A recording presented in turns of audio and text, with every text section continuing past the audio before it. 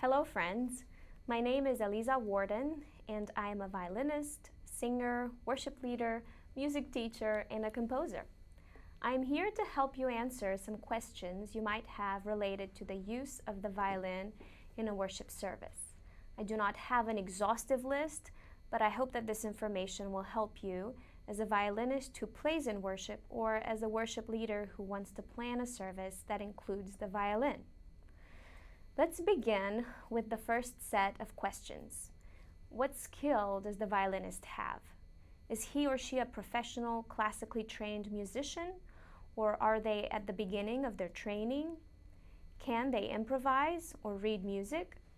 Do they prefer a lead sheet with a melody or a chord chart with lyrics? Have they ever played in your worship format before, or is this something completely new for them?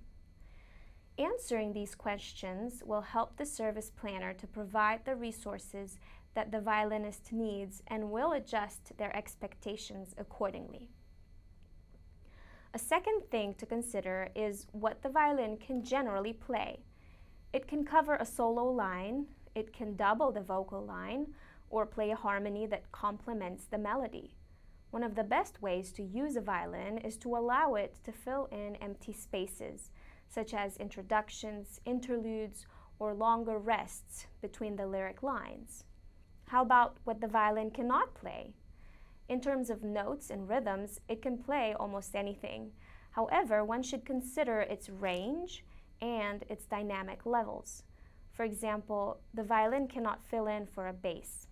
It is as if asking the sopranos to cover the bass line in a choral setting. It just doesn't work. Also, it cannot play louder than a full band at its strongest dynamic, even if it's mic'd. So technically, it can't cover an electric guitar's role, unless it is an electric violin. That is a topic for another day. Overall, it's best to save the violin for a more acoustic setting. When should the violin be used in worship? Here are some ideas, but don't be afraid to be creative and try out something new. A great place for the violin in worship is during pre-service music to help set the mood for worship. During communion, while people are receiving the elements, moving to and from their seats. During the main worship set as part of a band or accompanied by a piano or guitar. As a meditative response to a sermon. In special services such as Good Friday, Easter, and Christmas. Another good question to ask is what instruments complement the sound of the violin? I already mentioned the band, a keyboard, a guitar, but there are so many great combinations one could experiment with. First, it can be used just by itself, especially in a room with nice acoustics, or even outside, for example, during an Easter sunrise service. Second, with other stringed instruments like the viola, cello, double bass, harp, etc. Third, with woodwinds like the flute or the oboe. Again, this list is not exhaustive. I encourage you to use your resources. If you are a violin player in high school, for example, and have a church friend who plays the clarinet, tell your worship pastor and plan a service in which you can play together. Or if you are a worship pastor and there is a church member who plays the violin and another who, say, plays the harmonica, get them involved. People love to use their gifts together to worship the Lord. An important thing to consider is how to mic a violin in a worship service. Sometimes it might not need to be mic'd, depending on the size of the room and the other instruments that are playing along. Otherwise, proper placement and aiming of the microphone makes a big difference. For a warm tone to fill in the mix, point the mic towards the wooden body. The resonance of the body produces a warm tone with richer frequencies. For a higher frequency that cuts through better in the mix, aim the mic at the strings. The last question on my list is related to specific violin techniques. The violin can produce so many different kinds of sounds and articulations. However, not all of them might be appropriate in a worship service. Worship leaders must familiarize themselves with the range, technical, and expressive possibilities of the violin. Here are some examples. Détaché is a plain, basic bow stroke.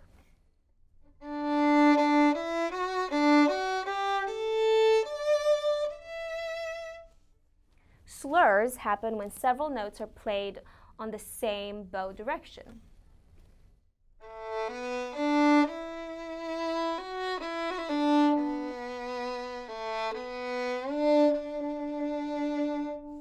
Glissando is a left-hand technique when the hand shifts to a different position and the finger slides on the string.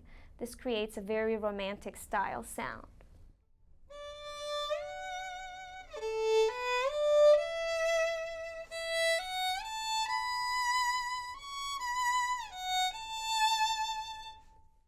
Pizzicato, which is plucking the string.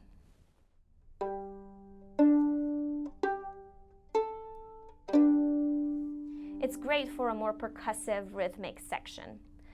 Double and triple stops happen when 2 or 3 strings are played at the same time.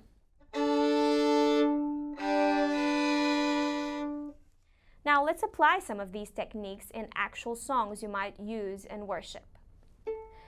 Oh, love that will not let me go. Oh, love that will not let me go. This particular version is upbeat, energetic, so a fiddle-like sound would fit nicely. Quick 16th notes, double stops sound great.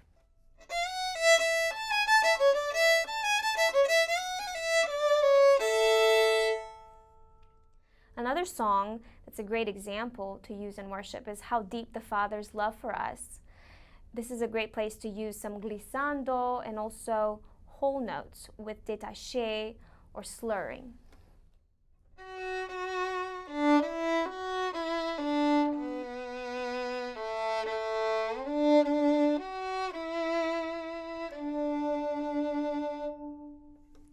Amazing Grace is also great for double stops, but depending on the arrangement, one could also use pizzicato or trills.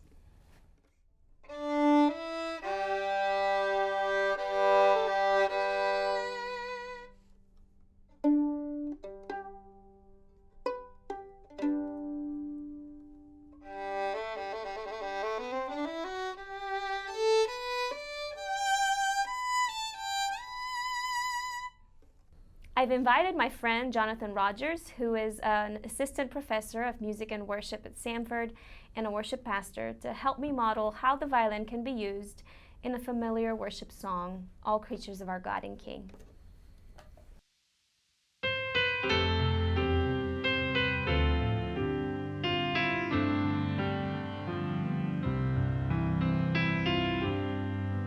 All creatures of our God and King, lift up your voice and with us sing. Oh, praise Him, Alleluia. Thou burning sun with golden beam, thou silver moon with softer gleam. Oh, praise Him, Alleluia.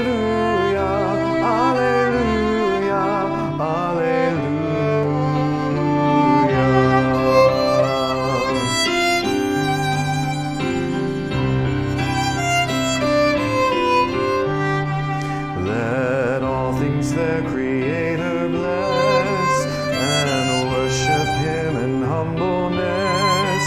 Oh, praise Him, Alleluia. Praise the Father, praise the Son, and praise the Spirit, three in one. Oh, praise Him, Alleluia, Alleluia, Alleluia.